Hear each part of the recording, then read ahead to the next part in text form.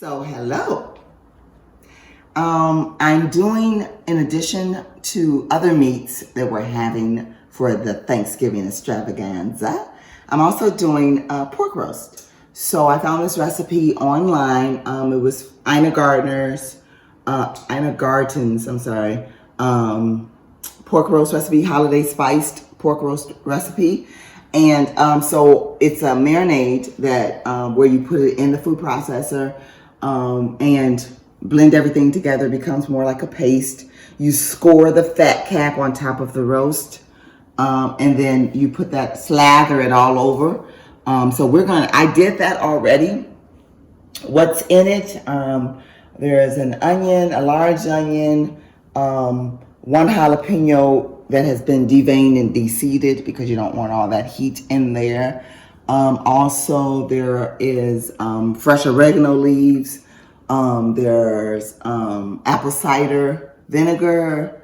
Not a lot. I think it was about a tablespoon of that. There's salt and pepper, as well as, I think that was it actually. Oh yeah, and the olive oil. Thanks, sous chef. So that's all blended together in the food processor, makes a paste, and you put it on top of the meat. She said to let it marinate for at least 8 hours, preferably overnight.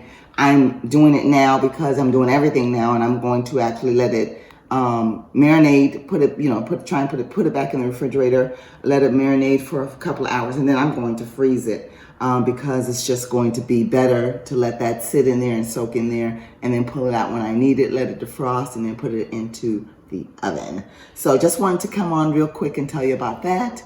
That's going to be one of the meats along with several other meats. We're also having smoked turkey. We're also having, what else are we having, babe?